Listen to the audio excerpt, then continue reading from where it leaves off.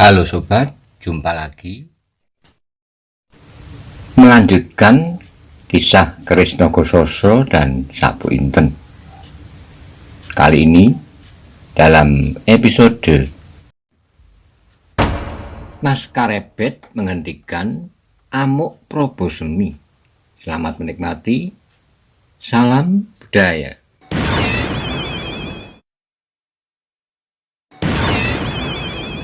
Episode sebelumnya dikisahkan Probosemi ternyata ada tujuan untuk membalas dendam pada Mas Karebet ketika ia mengantarkan Mas Karebet hingga ke tepi batas kota.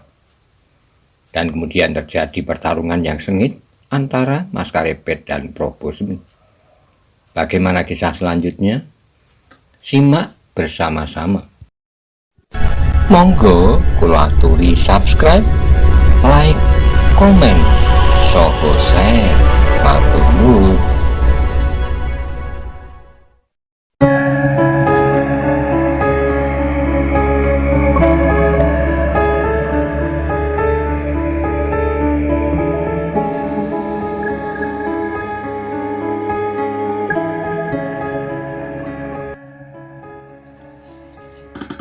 Probosemi akhirnya merasakan keadaan itu. Karebet betapapun jantungnya bergejolak dengan dahsyat. Kemarahannya yang telah memuncak itu benar-benar telah membakar darahnya, sehingga seakan-akan mendidih. Telah dikerahkan segenap tenaga dan kecepatannya untuk mengalahkan lawannya. Namun Karebet ternyata memiliki beberapa kelebihan daripadanya. Probosemi menggeram. Ia kini benar-benar menghadapi keadaan yang sama sekali tidak disangka-sangkanya. Karena itu setelah ia yakin bahwa ia tidak akan dapat mengalahkan lawannya, maka tidak ada jalan lain kecuali menyelesaikan perkelahian itu dengan ilmunya yang terakhir. Sebenarnya malu juga Tumenggung melawan anak-anak yang selama ini menjadi reh-rehannya. Masih harus menggunakan ilmu simpanan yang jarang-jarang sekali dipergunakannya. Namun ia tidak mempunyai jalan lain kecuali mengeluarkan ilmu Aji Sapu Angin. Sebenarnya lah apabila ilmu itu dipergunakannya, maka gerak Probosemi benar-benar seperti menghalau angin. Demikianlah ketika tidak ada jalan lain yang dapat dilakukan untuk menebus kepahitan yang telah ditimbulkan oleh Karebet, maka secepat kilat diterapkannya ilmu gerak itu. Dijulurkannya kedua tangannya ke depan, kemudian dengan gerakan menyentak kedua lututnya ditarik serta ditekuknya. Kedua tangannya mengepal dan menelentang di lambungnya. Itulah pertanda gerakan pertama dari Aji Sapu Angin. Karebet terkejut melihat sikap itu, tapi ia segera menyadari bahwa lawannya pasti mempergunakan ilmu tertingginya. Tapi setelah bertempur berapa lama perlawanan Probosemi, sedang tenaganya seakan tidak berkurang. Taulah Karebet sampai di mana tingkat ilmu Tumenggung itu. Betapapun ia kagum akan kecepatan bergerak serta tenaganya, namun ternyata masih belum dapat menyamainya. Karena itu ketika ia melihat Tumenggung Probosemi mempergunakan ajinya, maka Karebet tidak perlu tergesa-gesa mempergunakan aji Rog-Rog Asem. Yang kini dipergunakannya adalah ilmu pertahanannya yang sudah jarang dimiliki orang, Lembu Sekilan. Bahkan dalam pada itu masih sempat juga Karebet berkata, "Ait, apakah kira-kira yang akan kau lakukan Probosemi? Agaknya kau telah terpaksa menggunakan aji pamukasmu." "Mampus kau!" bentak Probosemi dengan marahnya. Tubuhnya melontar seperti datit menyambar Karebet. Karebet terkejut melihat gerak itu karena terlalu cepat baginya. Itulah Aji Sapu Angin, sehingga kali ini Karebet benar-benar tak mampu menghindari. Karena itulah maka serangan Probosemi kali ini tepat mengenai dada kiri Karebet. Sambaran tangan Probosemi yang dilambari ilmu gerak itu benar-benar terasa menghentak tulang iga. Sehingga karena itulah maka Karebet terdorong beberapa langkah. Ketika Probosemi merasakan bahwa serangannya mengenai korban, maka ia berteriak, "Asaplah langit, peluklah bumi, Karebet. Jangan rindukan lagi matahari esok pagi." Tapi alangkah terkejutnya Tumenggung ketika ia melihat Karebet terlempar beberapa langkah surut. terbanting di tanah dan bergulingan beberapa kali. Namun kemudian dengan tangkas melenting berdiri di atas kedua kakinya yang meregang. Sekali ia menyeringai kesakitan, namun kemudian terdengar tertawa lirih. Alangkah dahsyatnya ilmumu, Probosmi. Apa namanya? Probosmi menggigil karena marahnya. Betapa ia melihat Karebet masih tegak dengan mulut tertawa. Anak setan, genderuwo tetean. Tumenggung itu mengumpat tak habis-habisnya. Karebet masih berada di tempatnya. Di antara suara tertawanya terdengar ia berkata, alangkah dahsyatnya ilmumu itu. Kalau tidak maka ia akan tak mampu menembus aji Lembu Skilan. Lembu Skilan? Tanpa sadar Probosmi mengulangi kata-kata itu. Hampir-hampir ia tidak percaya kalau tidak mengalaminya sendiri. Sentuhan ajinya yang selama ini dibanggakan ternyata tidak mampu menembus pertahanan Lembu Skilan. Ajinya hanya mampu mendorong Karebet jatuh, namun anak itu tetap segar, bahkan masih tertawa lirih, memandanginya dengan tenangnya. Karebet masih berdiri di tempatnya ketika ia melihat Tumenggung itu menjadi tegang. Ia mengejek, apakah kau sudah siap dengan cara yang sama, seperti kau membunuh bau dari tunggul? Probosmi menggeram, hatinya panas mendengar ejekan itu. Dengan suara gemetar ia menjawab, aku akan melakukannya lebih daripada itu. Bagaimana kalau sebaliknya?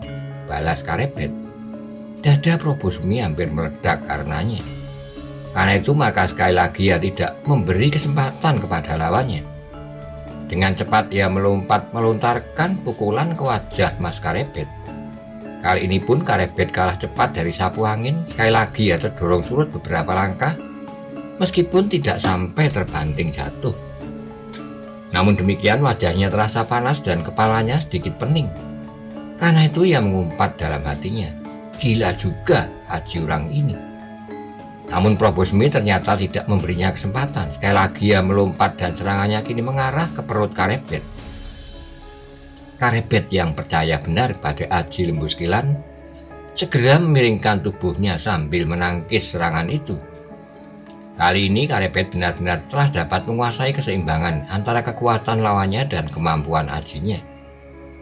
Akibatnya sekalipun serangan Probosmi membenturnya, namun Karebet tidak lagi terdorong karenanya. Bahkan kemudian anak mudanya itu melawan sejadi-jadinya. Dikerahkannya segenap kemampuan yang setinggi-tingginya, namun dia sama sekali belum mempergunakan aji rog-rog asemnya. Meskipun demikian, ternyata Karebet tidak segera dapat dikuasai lawannya. Meskipun serangan-serangan Karebet tidak begitu berbahaya dalam benturan dengan aji lawannya, namun karena Lembu Skilan, maka Karebet tidak merasakan bahwa lawan telah mencurahkan segenap kemampuan yang ada padanya, bahkan sudah sampai pada tahap ilmu yang terakhir. Probosmi semakin lama semakin cemas dan bingung. Benar-benar tak disangka-sangkanya bahwa Karebet memiliki kemampuan sedemikian tingginya. Semula disangkanya bahwa Lurah Wirotamsomo muda ini sudah tidak lebih jauh terpaut dari kawan-kawannya. Tetapi Karebet benar-benar seperti anak setan. Karebet pun semakin lama semakin menyadari akan kemampuannya. Betapapun Probosmi mengerahkan aji sapu angin, namun Lembu Skilan masih mampu mengatasinya. Sehingga dengan demikian maka seakan-akan Probosmi sama sekali tidak mendapat kesempatan untuk melawan. Meskipun ajinya juga mampu mengurangi tekanan tangan Karebet yang menyentuh tubuhnya, namun sebenarnya terasa oleh Probosmi bahwa Karebet telah mampu melampauinya. Tetapi semuanya sudah terlanjur, ia tidak dapat menarik lagi ucapannya. Ia sudah berkata bahwa ia akan membunuh Karebet itu. Maksud itu tak akan diurungkan, dan anak muda itu pun berkata bahwa mereka berkelahi untuk satu taruhan. Karena itu maka tidak ada satupun jalan untuk menghindarkan diri dari perkelahian itu, dan terbayanglah di wajah Tumenggung bahwa saat-saat terakhirnya telah tiba. Ia sama sekali tidak akan dapat membunuh Karebet, tetapi justru Karebetlah yang mampu membunuhnya. Probosmi bukanlah seorang penakut. Ia adalah seorang Tumenggung Wirotamsomo yang sudah berpuluh kali berjuang melawan maut. Telah berpuluh kali ia membunuh lawannya, dan bahkan suatu ketika salah seorang lawannya akan membunuhnya. Benar-benar sudah diramalkannya. Karena itu apabila ia kali ini mati dalam perkelahian, maka ia tidak akan menjadi gentar. Meskipun demikian, ada juga suatu yang bergetar di dalam dadanya. Ia sama sekali tidak takut mati. Namun mati karena anak muda yang aneh itu rasa-rasanya tidak senang juga. Walaupun demikian, Probosemi harus menyadari keadaannya. Demikianlah perkelahian itu menjadi semakin seru pula. Aji sapu angin adalah aji yang cukup dahsyat. Sehingga apabila aji itu menyentuh dahan-dahan kayu di sekitar perkelahian itu, maka terdengarlah suaranya berderak-derak, patah pohon-pohon muda dan cabang-cabang pepohonan. Karena itu maka di daerah perkelahian itu seakan-akan telah tertiup angin prahara yang menggoncangkan pepohonan serta menggugurkan pepohonan serta menggugurkan daun-daunnya. Apabila pertempuran itu terjadi di siang hari, maka dari kejauhan akan nampaklah daun-daun yang berguncang-guncang dan akan nampak pula lah dahan-dahan yang patah berhamburan karena kedahsyatan aji sapu angin. Tetapi karena aji sapu angin itu tidak mampu menembus sampai ke intinya aji lembus kilan, maka kesempatan Karebet untuk mengenai lawannya jauh lebih banyak dari Probosemi. Berkali-kali Probosemi terpaksa menyeringai kesakitan dan berkali-kali ia terpaksa menyeringai pula karena kekecewaan. Serangannya telah benar-benar mengenai sasarannya, tetapi Karebet seolah-olah telah menjadi kebal. Namun kemudian ternyata betapa dahsyatnya aji sapu angin itu. Tetapi sebenarnya lah bahwa kekuatan jasmaniah Tumenggung Probosemi itu terbatas. Setelah ia meras tenaganya dalam kekuatan aji sapu angin, maka terasalah getaran-getaran ilmu di dalam dadanya menjadi susut. Sejalan pula dengan itu maka kegarangan Tumenggung Wirotamtomo itu menjadi susut pula. Baik Probosemi sendiri maupun Karebet segera melihat apa yang sebenarnya terjadi. Probosemi kemudian merasa peluh dingin mancar dari segenap tubuhnya. Bukan karena ia takut mati, tetapi sebenarnya ia menjadi sangat malu atas kekalahannya itu. Kekalahan yang tak pernah dibayangkannya. Kekalahan dari seorang anak yang lebih muda daripadanya dan reh-rehannya pula dalam keprajuritan. Anak itu tidak lebih dari seorang lurah Wirotamtomo. Apa boleh buat, desisnya. Kalau mungkin biarlah kita mati bersama, katanya dalam hati. Kini Karebet mendapat kesempatan lebih banyak lagi dalam beberapa saat sebelumnya. Dan ternyata pula karena kemuaannya atas Tumenggung itu, maka kesempatan itu pun dipergunakan sebaik-baiknya. Dengan lencahnya ia bergerak-gerak menyerang dengan dahsyatnya. Tangannya yang sepasang itu bergerak-gerak dari segenap arah menyerang hampir ke setiap permukaan tubuh Probosemi. Dan terasalah ujung tangan itu menyengat-nyengat seperti kerumunan beribu-ribu lebah. Meskipun demikian, Probosemi sama sekali tidak menyerahkan dirinya ditelan oleh kegarangan lawannya. Dipergunakannya setiap kesempatan yang masih ada, namun kembali ia kecewa. Ajinya tidak dapat menembus lembus kilan sampai ke intinya. Sehingga Karebet seakan-akan hanya bergetar sedikit untuk kemudian meloncat maju dengan garangnya. Demikianlah maka lambat laun tenaga Tumenggung Probosemi itu pun terperas habis. Tubuhnya menjadi semakin lama semakin lemah dan serangan-serangan Karebet semakin menekannya. Akhirnya Probosemi yang garang itu benar-benar kehabisan tenaga. Ketika ia sempat mengadahkan wajahnya, dilihatnya warna semburat merah membayang di langit yang biru. Hampir fajar, keluhnya. Fajar terakhir. Probosemi itu sudah tidak dapat mengeluh lagi. Dengan dahsyatnya Karebet melompat menyambar wajahnya dengan sisi telapak tangannya. Tumenggung Probosemi terguncang dan kemudian terbanting jatuh. Terasa kepalanya menjadi pening dan napasnya menjadi sesak. Tapi adalah seorang Tumenggung Wirotamtomo. Setiap kali ia teriak-teriak di hadapan anak buahnya bahwa tak ada kemungkinan melangkah mundur bagi Wirotamtomo yang ada, maju terus atau mati. Demikianlah pendiriannya itu tetap dipertahankannya sampai saat-saat yang paling berbahaya bagi hidupnya. Betapapun kepalanya pening dan pedih di dalam dadanya, namun Probosemi itu masih berusaha untuk tegak kembali. Dicobanya untuk menyambar kaki Karebet dengan kakinya. Namun dengan lincahnya Karebet itu melompat dan seperti gunung yang runtuh menimpa dadanya. Kaki Karebet itu tepat menghantam tulang iga Tumenggung Probosemi yang sudah sedemikian lemahnya. Sekali lagi Tumenggung Probosemi terlempar beberapa langkah dan kembali ia terbanting di tanah. Terdengar Tumenggung itu menggeram. Karebet masih melihat dengan gemetar. Probosemi mencoba berdiri, namun ketika bertumpu pada kedua kakinya, kembali Probosemi jatuh tertelungkup. Karebet segera melompat ke depan. Kebenciannya kepada Tumenggung itu benar-benar meluap sampai ke ubun-ubunnya. Karena itu dengan sebelah tangannya diraihnya baju Probosemi yang dibuat dari beludru. Ketika tubuh Probosemi itu terangkat, sekali lagi tangan Karebet menyambar dagunya. Kali ini wajah Probosemi terangkat dan Tumenggung itu terlempar jauh, melentang. Karebet yang masih dikuasai oleh kemarahannya itu segera melompat menyusul. Namun tiba-tiba terasa dadanya berdesir tajam. Ketika ia melihat wajah Tumenggung itu, maka tiba-tiba ia menjadi berdebar-debar. Ia terkejut ketika nampak samar-samar darah meleleh dari mulutnya. Dan Tumenggung itu kini sama sekali tak bergerak-gerak lagi. Mati. Tiba-tiba terlontar kata-kata itu dari mulut Karebet dan karena itu ia menjadi gemetar karenanya. Perlahan-lahan ia maju mendekati. Ketika diraba dada Tumenggung itu terdengar Karebet berdesir, masih hidup. Tiba-tiba timbullah kecemasan di hati anak muda yang aneh itu. Kalau dirinya mati maka tak seorang pun yang akan mencarinya, tidak-tidaknya dalam waktu yang dekat. Tetapi kalau Tumenggung yang mati, maka pasti segera akan diketahui Sultan Trenggono tahu benar bahwa Tumenggung Probosemi pergi mengantarkannya sampai keluar kota.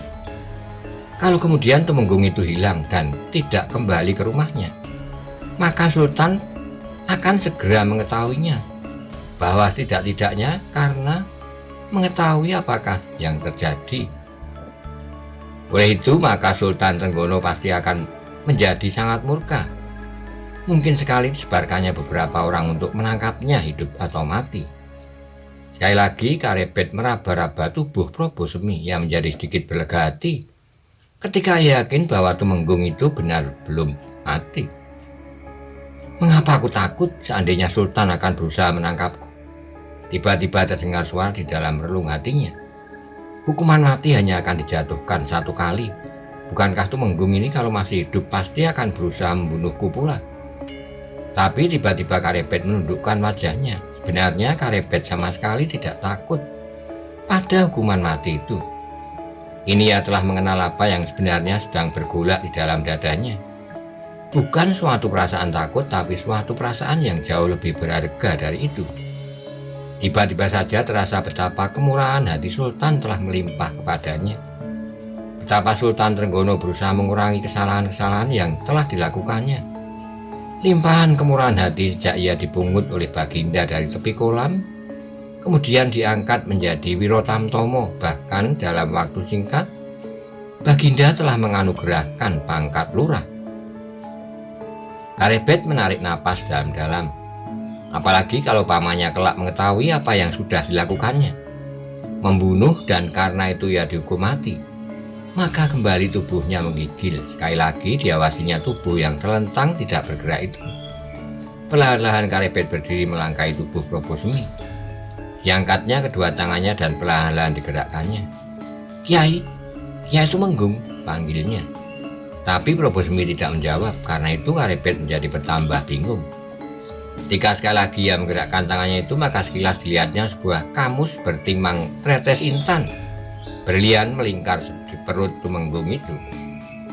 Desisnya sebuah timang yang mahal.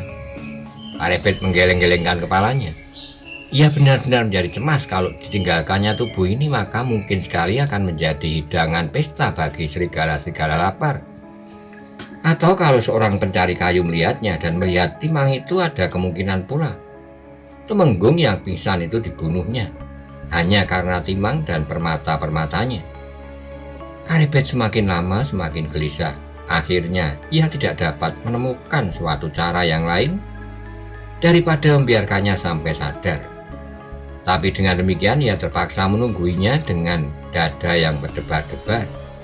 Karebet kemudian berjalan hilir mudik di samping tubuh Prabu Semi. Tiap kali ia mendengar gemerisik daun-daun kering, ia menjadi terkejut. Betapa marahnya ketika tiba-tiba dari balik rimbunnya dedaunan perdu, Karebet melihat seekor serigala mengintai tubuh yang terbaring itu. Dengan lidah yang terjulur panjang dan air liur yang menetes satu-satu. Biasanya serigala liar berjalan beriring-iring, desisnya. Namun dia tidak peduli diraihnya sebuah batu dan dengan sekuat tenaga Mas Karebet yang sedang marah dilemparnya serigala itu. Terdengar serigala itu melengking tinggi kemudian diam. Dari kepalanya mengalir darah yang merah segar. Saat kemudian terdengarlah beberapa ekor serigala yang lain mengaum-aum dengan ributnya, namun semakin lama semakin jauh. Gumam Karebet. Benar juga mereka datang berbondong-bondong. Ini kembali Karebet merenungi wajah Prabu Semi yang pucat itu. Anak muda itu hampir berteriak kegirangan ketika dilihatnya Prabu Semi bergerak-gerak. Seperti anak-anak mendapat mainan, Karebet segera melompat mendekatinya sambil mengguncang-guncangkan tubuh itu. Dipanggilnya nama Tumenggung itu. Kiai, Kiai Tumenggung. Tapi Prabu Semi belum mendengar suara itu. Namun sekali lagi nampak ia menggerakkan kepalanya. Sebenarnya tubuh Tumenggung itu adalah tubuh yang luar biasa. Kekuatan yang tersimpan di dalamnya telah menolongnya, menghindarkan dari kematian. Karena itu ketika angin fajar mengusap wajahnya, maka perlahan-lahan terasa darahnya seakan-akan mengalir kembali. Namun ketika sekali lagi Karebet melihat Tumenggung itu bergerak, maka timbullah pikirannya untuk tidak menampakkan dirinya lagi. Kalau Tumenggung itu kemudian menjadi sadar dan memaki-makinya, maka Karebet akan takut kalau ia justru sekali lagi menjadi lupa diri. Maka ketika dilihatnya Tumenggung itu menggeliat, Karebet segera melompat ke balik-balik gerumbul, tidak begitu jauh dari tempat Prabu Semi berbaring. Tumenggung yang malang itu perlahan-lahan menggeliat, kemudian terdengar ia mengeluh pendek. Karebet yang bersembunyi di balik gerumbul mengawasinya dengan tegang. Apakah Tumenggung itu masih mampu untuk berjalan kembali ke Demak? Tegangan wajah Karebet itu semakin lama menjadi semakin kendor.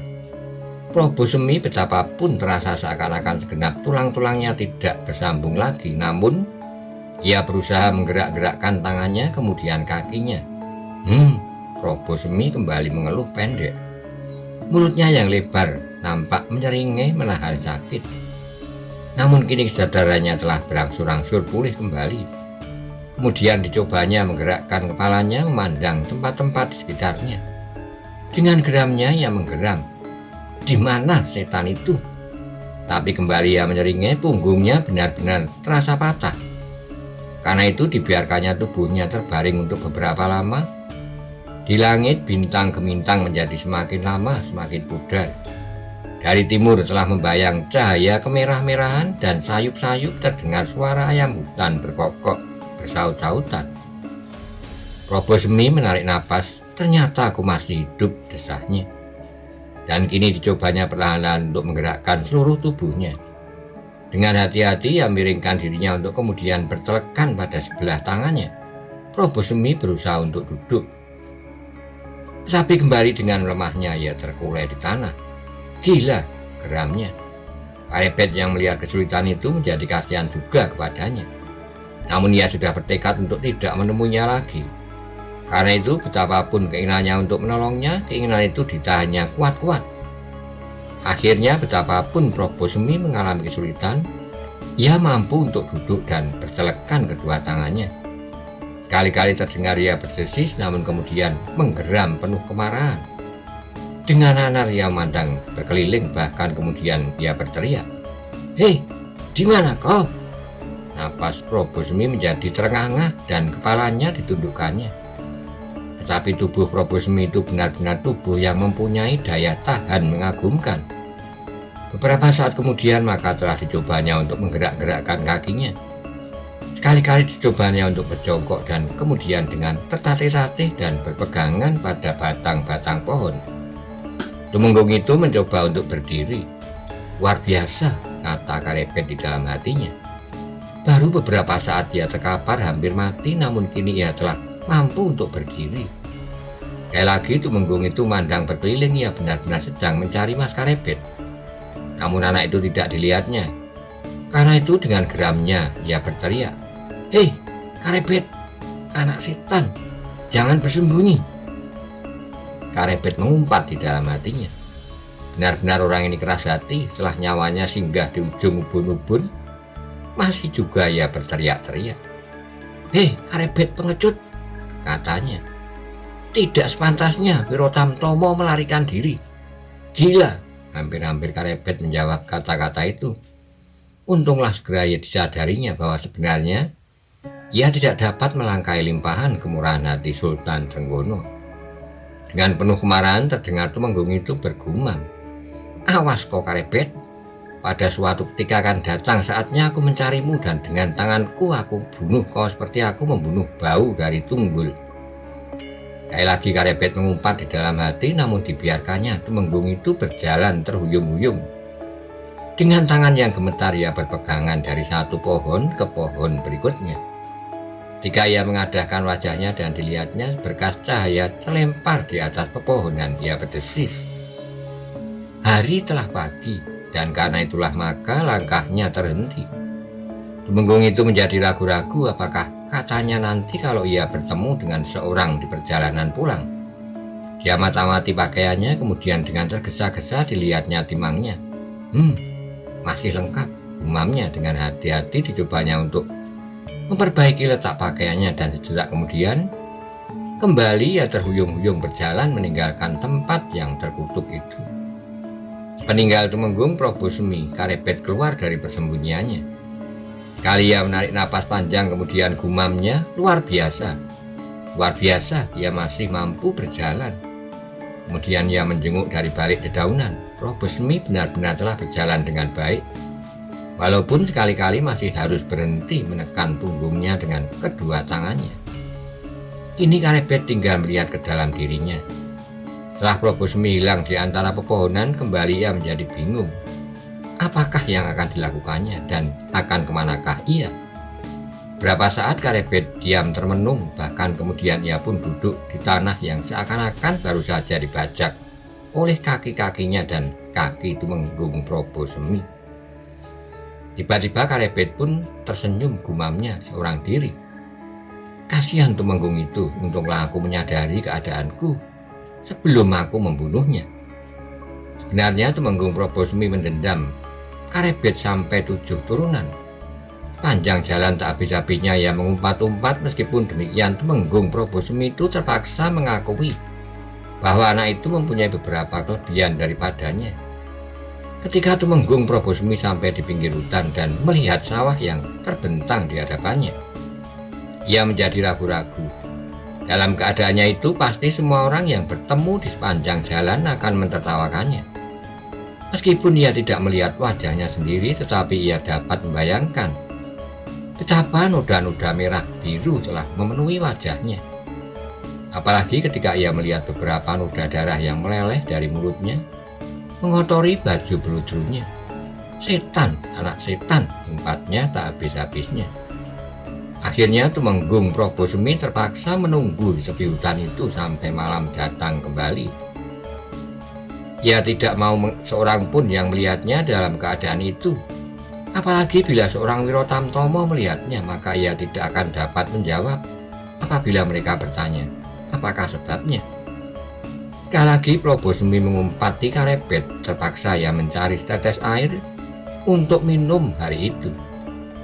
Untunglah bahwa di bawah sebatang pohon bendo ditemukannya mata air kecil yang segar. Namun kemudian dihabiskannya waktunya dengan mereka-reka. Apakah yang dapat dilakukannya untuk membalas dendam? Katanya kemudian, "Aku tidak akan dapat melakukannya sendiri. Aku tidak takut, aku tidak takut," teriaknya seakan-akan seorang telah menuduhnya.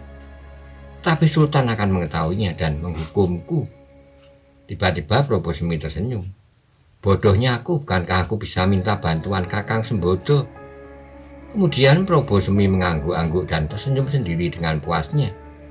Sembodo adalah seorang yang dapat membantunya, tetapi ketika disadarinya Keadaannya kini kembali Probosmi mengumpat, terpaksa ia menunggu sampai malam. Kakang Sembodo harus berangkat malam nanti, desisnya. Hari itu terasa betapa panjangnya. Dengan gelisah Probosmi berjalan hilir mudik di dalam hutan. Kali-kali ia membaringkan tubuhnya di atas rumput-rumput kering, namun kembali ia berjalan hilir mudik. Namun udara hutan yang segar telah menyegarkan badannya pula. Berangsur-angsur tenaganya menjadi pulih kembali, napasnya telah tidak terasa sesak dan tulang iganya sudah tidak terlalu nyeri. Tetapi matahari benar-benar sangat menjemukannya. Akhirnya ketika Probosmi hampir-hampir tidak sabar lagi, maka matahari pun tenggelam di ujung barat. Cahayanya yang merah menyala di ujung bukit dan di tepi awan yang mengambang di langit. Namun kemudian tabir yang hitam kelam seolah turun dari langit merayap seluruh permukaan bumi. Probosmi menarik napas dalam-dalam, kemudian dengan cepatnya ia melompat setengah berlari pulang ke rumahnya. Di sepanjang jalan hatinya berdebar-debar, ia sudah pasti dicari oleh anak buahnya. Mudah-mudahan Baginda tidak mencarinya. Dan apa yang disangkanya itu benar-benar terjadi ketika Probosmi hampir sampai di rumahnya. Dilihatnya beberapa orang prajurit Wirotamtomo berjaga-jaga. Ketika salah seorang melihatnya, maka tiba-tiba prajurit itu berteriak, "Itu Kiai Tumenggung Probosmi." Beberapa kawan-kawannya yang lain pun segera berkumpul, seakan-akan mereka melihat sesuatu yang belum pernah mereka lihat. Probosmi datang dengan langkah tegap meskipun kakinya masih terasa agak sakit. Namun sama sekali ia tidak timpang. Ia berjalan seorang diri seperti sedang berlatih berjalan dalam barisan. Sebelum prajurit itu bertanya kepadanya, maka Tumenggung yang malang itu mendahului membentaknya. "Apa yang kalian kerjakan di sini?" Prajurit yang dibentaknya itu pun menganggukkan kepalanya sambil menjawab, "Kami mencemaskan Kiai Tumenggung. Sehari ini kami tidak melihat Kiai. Ketika Kakang Lurah Sintopati menghadapi Kiai, maka dijumpainya rumah ini kosong, sehingga Kakang Lurah menjadi bingung. Setelah Kakang Lurah menunggu sampai tengah hari dan Kiai Tumenggung tidak juga datang, maka Kakang Lurah memerintahkan beberapa orang mencari Kiai, dan beberapa orang diperintahkannya untuk berjaga-jaga di sini. Gila, di mana Sontopati? Di belakang, panggil dia." Seorang prajurit segera berlari ke belakang memanggil Sontopati. Sontopati yang dengan gelisahnya duduk di serambi belakang menjadi sangat terkejut ketika ia melihat seorang prajurit berlari-lari. "Ada apa? Ki Tumenggung sudah datang. Di mana sekarang?" "Di serambi belakang.